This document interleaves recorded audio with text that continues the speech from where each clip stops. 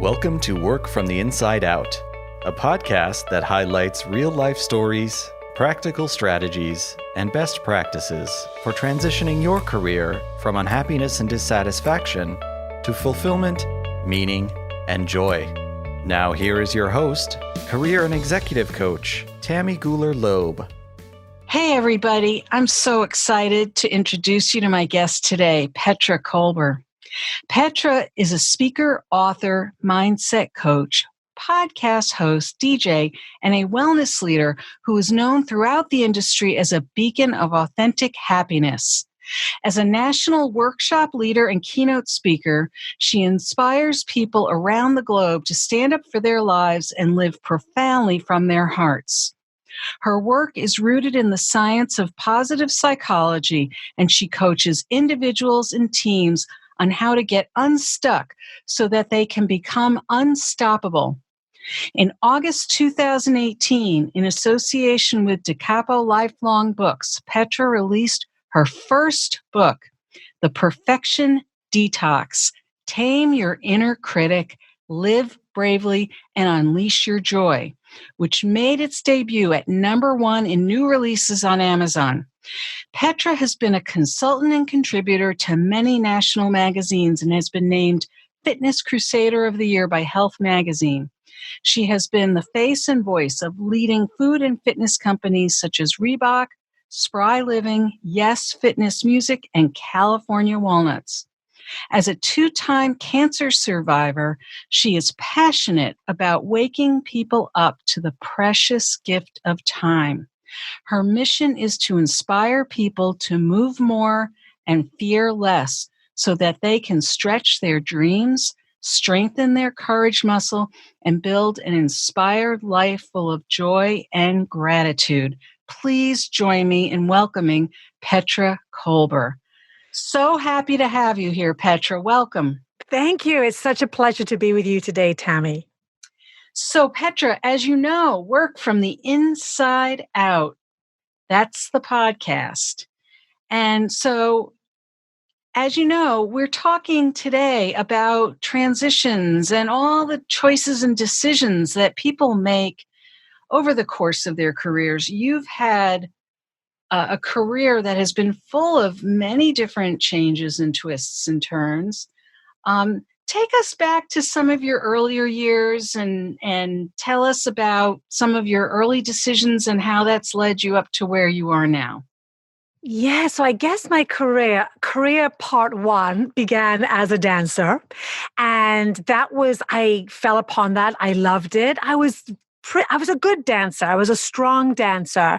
And then fast forward, I moved to America, still considered a strong dancer. And as a side note, I heard of this thing called aerobics back in the day. And I was like, I'm like, what is this thing called aerobics? I looked down my nose at it. I'm like, I'm a dancer. We don't do things like that. But for some reason, I got my certification and I started studying it, never, ever thinking it was going to become a career. But then I moved to New York City. And one thing, being a Brit, I'm also a realist. And in my very first audition in New York City, I suddenly realized I'm a good dancer, but nowhere near Broadway good. I wasn't a singer. I wasn't an acrobat. And so luckily, right at this time, fitness and aerobics were at their heyday. And there was this aerobic workout called Step. And for some reason, I had gone to the very ever first training by Reebok. It was just serendipitous, like a year ahead of time. And because of that, because I had this thing called Step Aerobics in my back pocket, even though I wasn't very seasoned, I got hired to the boutique studios very quickly because they were desperate for people to teach this thing called Step because nobody knew how to do it. Anyway, fast forward about 5 years. I was creative. I think it was my background as a dancer, my English accent that was a lot stronger back in the day. I got partnered with Reebok. They were looking for a new face of fitness. And it's been said you have a job, a career, or a calling. And at this point, I had a job. I was teaching. I had transitioned out of dance. I was teaching about, 25 fitness classes a week, running all over New York. Wow. Not even having time to drink or eat. It was like slim fast on the train. Don't judge me. And Reebok decided to hire me. And it was right around the time Nancy Kerrigan had gotten hit on the knee by Tonya Harding. And so Nancy Kerrigan was a new spokesperson for them. And I was hired to choreograph, lead, and star alongside 3 Olympians. And to be honest, Tammy, I hadn't a clue what I was getting myself into, but I did the work. I remember carrying a typewriter with me. It was back in the day when the computers had just come into the foray. I remember getting on the plane with my typewriter, because a friend of mine had said, you need to show up prepared. You need to have handwritten, notes. So here I am in my hotel room with a typewriter, printing out notes, putting everyone's name on them, going to Kinko's, them looking at me as though I was crazy. But it all worked. It clicked. I was easy to work with. I somehow had the emotional intelligence, not even that I knew what it was at the time, to work with very high profile celebrities, make them feel comfortable. And at the end of that 10-day shoot that probably cost close to $1 million back in the day. I mean, now we shoot content on our iPhones, but It was filmed on film, and Reebok decided to put me onto contract. And that contract led to 10 years working with Reebok, and my job moved into a career. I was flown all around the world, teaching to thousands of people. It was such fun.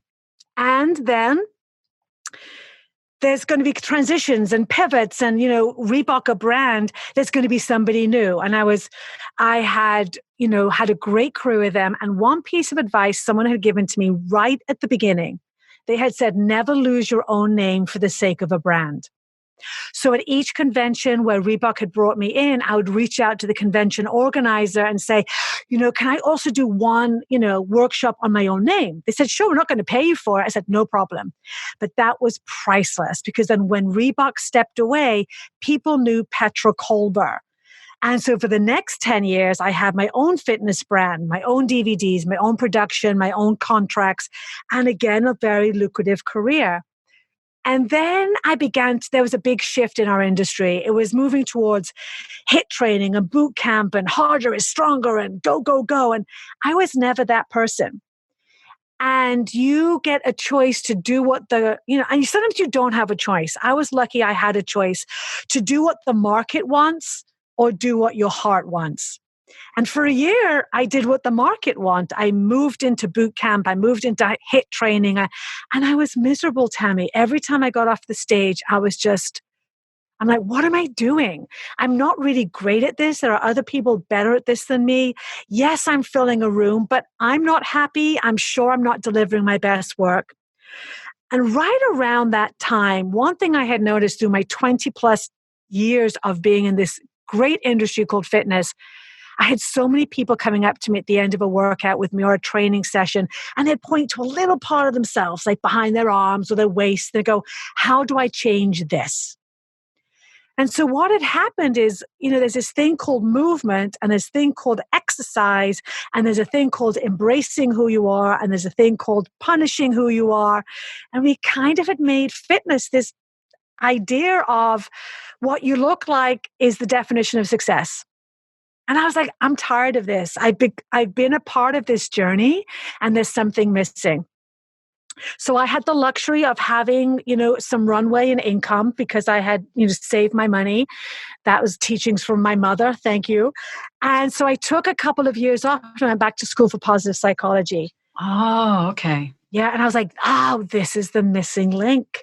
And so I created a program called Moving to Happiness. And it was basically taking the positive psychology approach of not looking at the body, but looking at what is going on between the ears. And I said, for 25 years, I studied from the neck down. And now I'm fascinated of what happens between the ears, because whether we think we can or whether we think we can't, we're right. And whether we think we are a success in the fitness industry, in our career, in our love life, or we think that we're going to be a failure, we're not good enough, we're going to create that story. And now science has proven beyond a shadow of a doubt that what we believe is so powerful when it comes to creating from the inside out our own personal journey. And that's how I began to move into speaking and writing. And I still am in the fitness industry to a small extent, but it's still, a go, go, go industry, although it is changing. And so I go in and I lecture and I speak on looking at movement as not the end game, but as a tool and a vehicle that we can use to become our best self, to move it into our best life. And that fitness is just a piece of that story versus the end game. So I'm curious. So you found yourself seeing when you were still, deep into the fitness industry, you started to realize that you were becoming increasingly unhappy with some aspects of it, and you were able to identify where the disconnect was. What were some of the either thoughts you were having or the steps that you took to then go from recognizing, gee, there's something missing here, I'm not liking where some of this is going, to then deciding to study the psychology of happiness? Or how did you even identify that would be the direction you would go in? I understand that you had been you thanked your mother and you saved some money, so you were able to you had the resources to make some choices. But how did you go about even knowing what kinds of choices you would make? Was it a struggle, or had you heard of these things already so you knew what direction to go in? Because I think that's part of what my audience goes through is, gee, I know something isn't feeling right, or I'm not sure, but I just don't even know where to begin to start thinking about what direction to go in. It's a great question. I think, for a lot of your listeners, when we get really stuck with that and we go, I know I want to help, but maybe it's in a different way. For me, often a great question to ask ourselves, and it's not new, but it's what has my own personal struggle been? Because we can teach, when we can figure out how to get our own self out of the muck and our own, with help, without help, with science, with research, we are then able to be alongside others and help others go on the same journey. And we're not so far ahead that we forget what it feels like to be in this place of stuckness. And so what happened for me, Tammy, there was two things that went on. One was I'd always had this idea that I needed to be perfect to be a perfect fitness expert. I didn't realize that's what I felt, but for 7 years, I missed this part of the story, I had suffered from chronic panic attacks. And it didn't happen at the beginning of my career when nobody knew who I was. No one, they introduced me as Petra Kolber, no one had any idea who I was. There was nothing to lose. I was the new kid. I was so it was like I was kind of proving myself, and I loved that. I loved showing people, what I could do and be creative. And then through luck and hard work, I suddenly was coined this fitness expert. And I was given all these opportunities to be on TV, to be in front of thousands of people. And no one had ever told me, Tammy, that I needed to be perfect to be a great expert. No one told you that? No one did. But somewhere in the back of my memory banks, my coaches from the past, my dance teachers, had told me, you're never going to make it. You're not smart enough. You're not this enough. And so those old stories started to rear their head. And then I put on the idea that, to be an expert, I should know everything. I should look a certain way. And so I then put this internal pressure on myself, compounded by the stories of my past. British, didn't want to talk to anyone about this. Aha. Fitness, this is not sexy, put it in a box. And what you don't own will own you. And this grew into ongoing panic attacks. And the long story is that as the panic attacks grew, my world became smaller and I started turning down work. Oh, okay. Was that when you were with Reebok, or? That was when I was on my own. I was consulting for Health Magazine. Oh. And so I was a contributor. And so I had people like the Today Show, CBS calling me up, The View. I turned down a lot of work, always with the excuse that, I'd love to, but I'm booked. And then one day, my soul just went, enough. I'd gotten a call from CBS, the morning show, saying, we'd love to have you on. It was right around the holidays. We'd love to have you on as the fitness expert for our New Year's resolutions. And of course, My inner critic said, you know what? Oh, thank you so much. I'm so honored you thought of me, but not today. But because I'm busy, but keep me in mind for the future. Put the phone down. Complete lie. My calendar was wide open, but something happened that day, Tammy, when my inner soul went, enough. I'm tired. Before my brain or my inner critic had time to speak up, I picked up the phone. I dialed them back. I said, you know what? I've moved a couple of things around. Lie. But if there's still room, I'd love to be on your show. And they went, oh my gosh, we would love to have you. And Tammy, here was my wake-up call. They said, we've been trying to get you on the show for 2 years. So glad your calendar has finally opened up. I'd been turning down work for 2 years, but because I knew those particular choices were not in alignment with my higher vision, I put them in a box. I didn't talk about them. I kind of conveniently forgot about them. Anyway, 3 weeks later, with the help of a therapist, I called up my old therapist because I was like, how do you go from turning down work for 5 years to like suddenly going onto national TV? She got me ready and I showed up. It wasn't perfect, but it was good enough that for the next 2 years, I was the regular fitness expert on their show. And we had a great time. And what I realized that day, Tammy, was that what I thought people wanted, perfection, was actually separating me from inspiring the people because we don't connect through perfection. So that was the beginning of the journey. And then when I was doing smaller keynotes, smaller speaking gigs, I started to talk and share my journey with anxiety. And I just felt it resonating with people.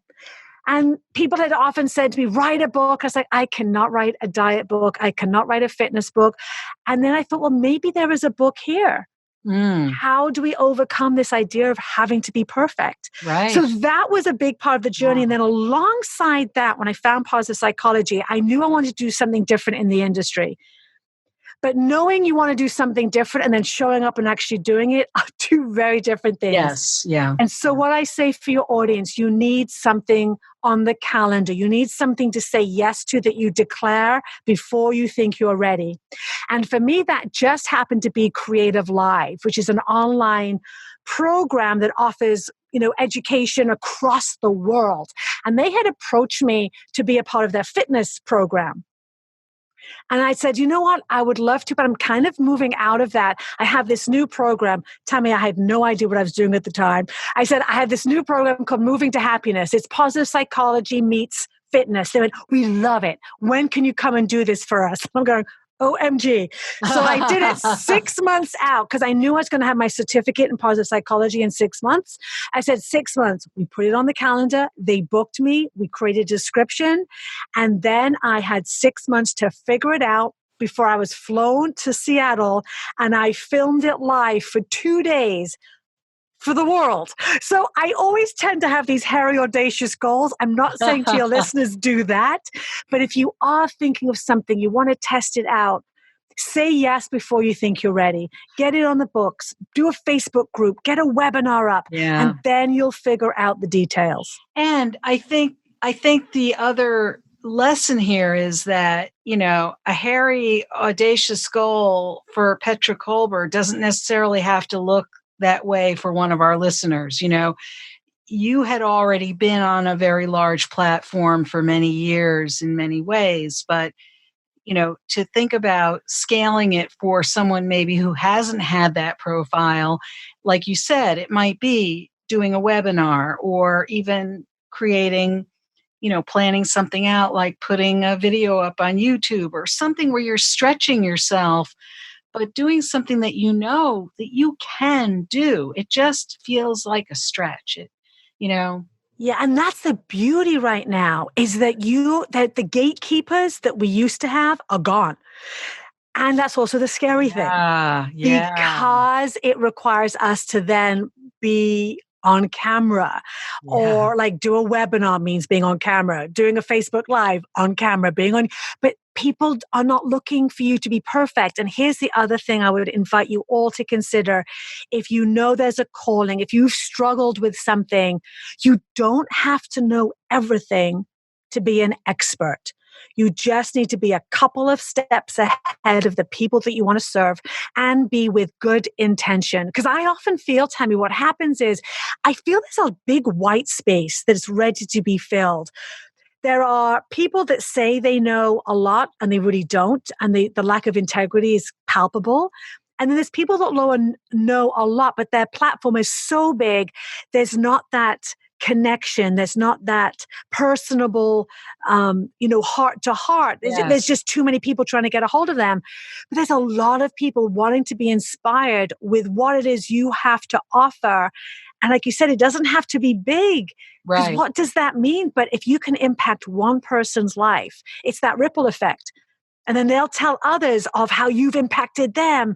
And as long as they're doing it for the right reason, for impact versus, I want to be famous, which can be very, overwhelming. And we're Right. often told that's what you think you should be going for. It's going to be a win. It might not be easy. It's certainly going to be scary, but it's going to be worth the work that you enjoy doing. And there's going to be lots of pivots along the way, lots of trials, lots of failures. But when you're doing work that has changed your own life and you're sharing that work with others, it's a win for everybody. It makes me think of something that somebody just said to me earlier today about the idea that progress is better than perfection, right? And actually I say perfection is in the eye of the beholder, because what is perfection? It's just an image that we create in our minds about what perfection is. It doesn't really exist. It's also like somebody saying, well, this is this is the truth. Well, whose truth? There's no such thing as perfection. There's no such thing as truth other than whatever we imagine it to be, right? Yes, a great point. And there's no data in perfection, and No. again, who decides what that is? Here's what I do know. We all want things to go well, of course. Sure. But where I've learned the most is when things have gone wrong. Right. And it's again, we have to redefine. I don't consider anything a failure, but not trying. When Right. we try and we fail, we get to then be able to look at that through the lens of appreciation versus judgment. There is so much data. But what happens when we expect from ourselves, we need to know everything, we have to show up perfectly. What happens oftentimes, if we do make a mistake, we are so horrified by it, we don't even get to look at it as a learning. Yeah. And so we throw all of that data, all of that information out, where in fact, if we can look at that mistake, I would guess 95% of it went well.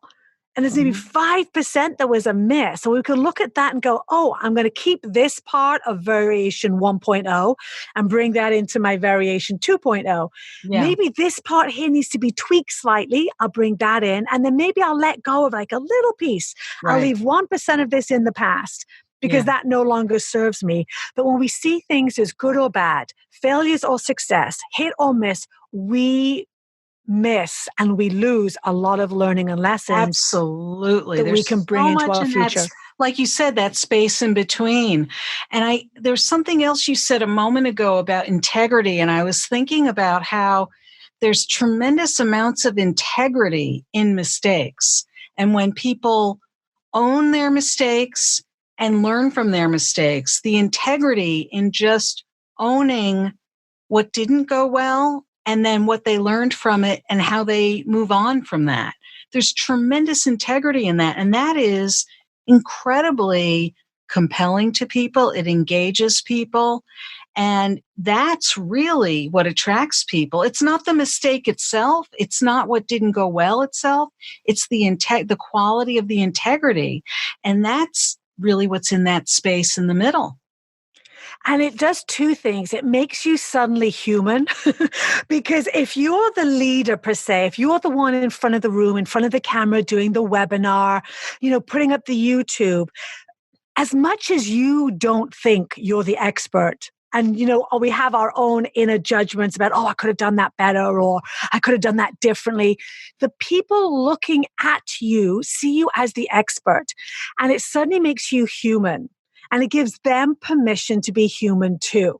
Yes. And people find it charming. I tell you, every time I've messed up, which have been a many, when I can now own it with humor and humility, it's never been a problem. It's actually, drawn me closer to the audience, including big talks. There's things that have gone wrong and the more you use technology, the more likely things are to go That's wrong. true. Oh, let me tell you, being a DJ, I'm learning more about that every day, but you can't control it. And if you try to hold on so tightly to avoid mistakes or anything going wrong, you are going to set yourself up for such an anxiety. And I often say to people, perfection is only a word. And for some people, especially like people in the C-suites, they'll say, well, Petra, if I stop trying to be perfect, I'm going to not be successful. And then I say, well, what does the word perfect mean to you? And how do you feel when you think you have to show up perfectly at work or, and for some people, it might not even affect them. And I say, if you can still have joy, don't change a thing. But if your thoughts around being perfect in any situation suck the joy out of you, let's look at how we can reframe what it means to you and what success means to you and how we can change this journey so that you probably work just as hard, if not harder, but it's rooted in possibility and creativity and opportunity versus fear, dread, and the horror of the thought of making a mistake, because that just sets you and your team, if you're managing a team, up for incredible, just the atmosphere that you are creating is one of pain. It is one of mistrust. It is one of people not feeling that they can make a mistake, and no one does their best work in that kind of environment. Right. They're certainly not being perfect in that context. So tell us a little bit about your being a DJ. How does that fit into the picture, or does it? Oh my goodness, Tammy. Now you got my curiosity. Yeah. So here's what happened. My entire career has always been rooted on music as a dancer and as in fitness. It's always been a background. And even when I do keynotes, before I was a DJ, there would be a part, even like 5 minutes, where I'd have the room up and moving, and it would transcend the moment. Because I do believe strongly that you can have the best ideas, but the way you cement them is by moving the body. You move your brain, you move your thoughts, you move your body. So at my book launch party, and I have also very overachieving friends, and, so I was being interviewed by an amazing gal, and she goes, well, now you've done the book, what's next? And I said, well, I've always been interested in DJing. And then after that casual comment, 3 people came up to me. And again, to your listeners, if you have a goal that you're not sure, you need accountability people and a mentor. So I had a mentor that came up to me who was a phenomenal DJ, and I had worked with him. I was their spokesperson for their fitness company for a while. So he came up to me and he said, how serious are you? I said, I'm very serious. He went, okay, that's all I need to know. And then I had a woman come up to me who is the vice president of one of the biggest fitness conventions in the country. And she said the same question, how serious are you? I said, I'm very serious. So she's known me, Tammy. It's not like she didn't know me. She's known me as a presenter for 15 plus years. She knows I deliver. She knows I do my work. She knows I've never, I will show up. I will not disappoint. She goes, okay, a year from now, you're going to DJ our VIP party at our convention. This is 500 people. I went, sure, okay. It's a year away, whatever. And then that January, I get the invite that says VIP party being DJ'd by Petra Kolber. I'm like, OMG, I better get on this. And my mentor had sent me the latest software and hardware for DJing. And basically, I had dabbled, I had studied, I had gone down to Washington, I had mentored, I had got online courses. But had I not, Tammy, had that in writing, that I was going to DJ in front of 500 people. Again, I'm not saying to your listeners, you don't have to go and do your first thing for 500 people. But I don't know, for some reason, it motivated me and it made me do the work. Yeah. And I often say this, had I not had a mentor and an accountability person and event, I would have given up on my dream. long before it gave up on me. Because there were moments, Tammy, when I really, even a week before I was to DJ this party, quick story about perfection. So I had curated this 4-hour playlist for this party. Perfectly. Every in, every out, every note, every mix. I'd practiced and practiced and practiced. But that's not DJing. That's curating a playlist. The week before I was to go up to Canada to DJ, I went down to visit with my mentor. And I was expecting him to go, oh my gosh, you're amazing, da da da da. So I played the first 2 songs. I mixed where I thought, I practiced the mix. And he stopped the play. He stopped the button. And I was like, okay. And he said, okay, now go mix those 2 songs in a different way. And I couldn't. I didn't know how to. I was like, because I'd practiced and perfected this one way of doing. And I goes, Petra, that's not DJing. What happens if something goes wrong?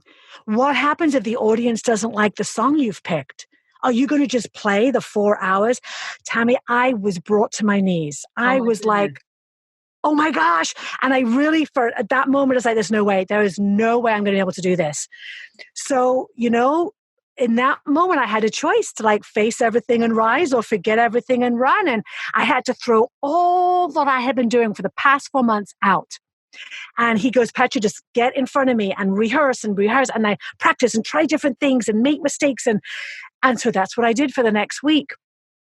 And we went up to Canada and he came up to be alongside me just in case.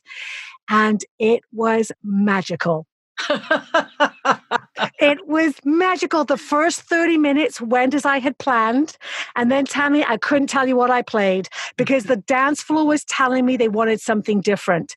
And I was just throwing tracks on the deck and mixing and then fading out. And he was looking at me. I'm like, I had no idea for the next 4 hours, but the room told me what they wanted. And because I was in the moment and not trying to be perfect, I could respond. And that's how it started. And what I realized, Tammy, is oh, this is just like leadership. Yeah. This is just like communication. Do you come in and say what you know, what you believe in, or do you have a dance with the people you're trying to inspire? Yeah. And so, of course, I'm creating a new keynote called How to Lead Like a DJ. Your top 10 hits for inspired leadership. And my next hairy, big, audacious goal is to create my signature keynote that's going to involve DJing and music at the same time. Fun and crazy. And I love it. Yeah. So it's great because it's the power of storytelling through music. And it's what I've known for the past 30 years. And so that's how I get to say now I'm a DJ. I love it. I love it. So I want to take a sort of a bit of a pivot here and just if you don't mind me asking about, since this was in your bio, that you've been a 2-time cancer survivor. How has that either woven into your path or not, or how?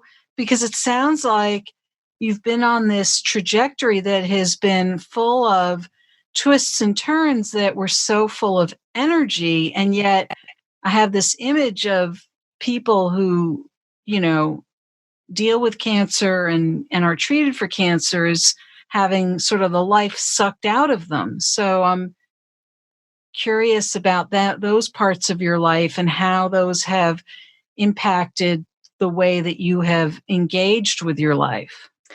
Yeah, this was 20 years ago. So my first cancer was melanoma. And it was on my foot, which is really interesting. It was on the sole of my foot. Oh, and you were a dancer. I was a dancer. I was actually in fitness at that time. And I was under Reebok. I was under contract with Reebok. Oh. But, a lot of times if you have a melanoma, you can cut it out and just go on about your day. I just thought it was so interesting. It was on the sole of my foot. Wow. And I'd actually had it for 2 years. And 3 dermatologists had said there was nothing wrong. And something just kept saying to me, go to another dermatologist. And this other woman, I went to her and she goes, let me just take a scraping. And she said to me afterwards, she knew right there and then it was something serious. But still, thank goodness, it was stage 1, but they had to go in like an inch in my foot. So Yeah. I remember going for the meeting about the surgery and I had all these conventions. I said, well, can we wait till my convention season's over? And he's like, no. So I was like, okay. So this was the first time I actually had to put my career on hold for, surgery. And thank goodness everybody was so, lovely about it. And I would go on crutches and do my lectures. And really, it was not that it was a blip, but I didn't really pay as full attention to it as maybe I should have. And then 2 years later, I had this lump on my neck. And I was extremely fatigued. And I just put it down to traveling so much. I was traveling all around the world with Reebok. And, it had grown from like a pea to, it was pretty big at that point. But again, I just never thought anything of it. And I went to my checkup and my doctor who had seen me for my melanoma said, well, I guess you're here to see about your neck. I was like, well, not really. And he goes, well, we need to do a biopsy right away that day because you're not leaving. And it came back as cancer, but they didn't know what it was. And for a week, they were trying to get more cells. And so here was the scenario. It was either melanoma that had metastasized. And he was like, I don't even know what to tell you about that. Or he goes, I'm thinking and I'm hoping it's a form of lymphoma. So it came back as Hodgkin's lymphoma. And so for me, luckily at the time, it's a very, I hate to say this, it's a popular cancer. So there's a lot of research gone into it. So, it's like we do this, this, and this, and this, and the outcome is 95% cure rate. And it was it was in 2 spots of my body. I was asymptomatic. These are all good things in terms of cancer. So, I went through chemo and through radiation. I lost my hair. I'd have chemo on Monday, and on Tuesday, I would teach a fitness class. And me and my bald head and my 15 pounds of water weight from the steroids, it was the strangest thing, Tammy, now looking back. My classes were packed. And I think I don't remember, but I am sure that how I cued, what I was sharing was very different. My motivation, my inspiration came from a place of let's move because we can. And Reebok, I'd lost all my hair. They were still hiring me for photo shoots. I'd wear wigs. I was lucky. I never had any doubt of being supported during this time. But what I would say is I had amazing angels in the nurses. I had incredible doctors. I had amazing friends, and I had a career and some sort of crazy willpower that I just knew if I kept on moving, I listened to my body. It was the one thing that was still a constant. When your life is suddenly taken away from you, or this idea that we think we know what tomorrow's going to be bringing, Right. one constant was I could still get up and teach a class. Wow. And that's what it was. And I would say I did my most fearless living during that time. Wow. Because you've already faced the worst situation. You thought you might be dead in 6 months, and now I have life. Wow. And I'm very grateful it's 20 years out. And it's when a good friend of mine has just been diagnosed, or someone I know wasn't quite as lucky, they didn't make it. That's when it throws me back to the gratitude, Yeah, sure. Well, thank you. I mean, I really appreciate you sharing that. It's a unique part of your story, and it's a unique journey that you went through. I think it's somewhat different than what we often hear from people who've been through those kinds of things. So, yeah, and I try to live this way, Tammy, but I don't always. I say to people, the life will throw you a rock, a pebble, and you'll run into a brick wall. So cancer was a brick wall, right? Let's not wait for a brick wall. Let's wait for these little pebbles in our shoes, I'm like to really remember the extraordinary in the ordinary of days, and the gifts that you have that you want to share with people. You're making a difference, and let's do it now, while we have the energy and our health. And, we don't know what's around the corner. Life is what happens to us when we're busy making plans, and then, You betcha. and then we laugh, right? Right. That's Yeah. so true. Well, Petra, this has just been so interesting to talk with you about all of this. Is there anything else coming up for you that you want to make sure that our listeners are enlightened about in terms of where you're headed next? No, my big thing is I am, the keynoting around DJing. And then I am working on recognizing, Tammy, that for a lot of us, where we are and where we think we should be, I call it your confidence gap. So I'm building out some courses and coaching, because I think courses on their own just stay in the computer and we never use them. I'm the queen of buying an online course and never using it. Yeah. Hello. And then forgetting to even have it. So I'm structuring some things right now where I can do a course with online coaching in groups, because, Nice. the world needs us. It needs what we have to share. And our biggest critic is ourselves. Yes. And we feel like we need to have more than what we do. And so that's what I'm working on right now. And if people can find that at petrakolber.com. It's not ready yet, but if and when, that'll be happening in the next month or so. Well, and there's so many other things they can find at petrakolber.com, right? They can find your book. You can find the book. And and also if you want like a 10-page, confidence catalyst, you can go to petrakolber.com/courage. And that's like a little reflection book that helps you. Basically, it helps remind you that you have everything you need already to get started. I love it. I love it. Petra, thank you so, so much for your time today. You've shared so much wisdom from your story. And I wish we could take some of your energy and put it in a bottle and sell it. And I have to share with the audience that you've been talking to me from your closet. And I hope you didn't hear before. We had a major New York sirens going by. That's when I reached back and closed the door. Hence, this is a great podcast closet. It's got clothing as a sound protector.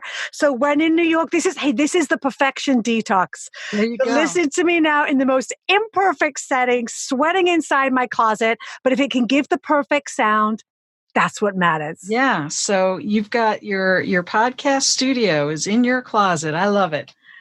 Well, Petra, thank you so, so much. And I will have all the information about your book and other resources in the show notes.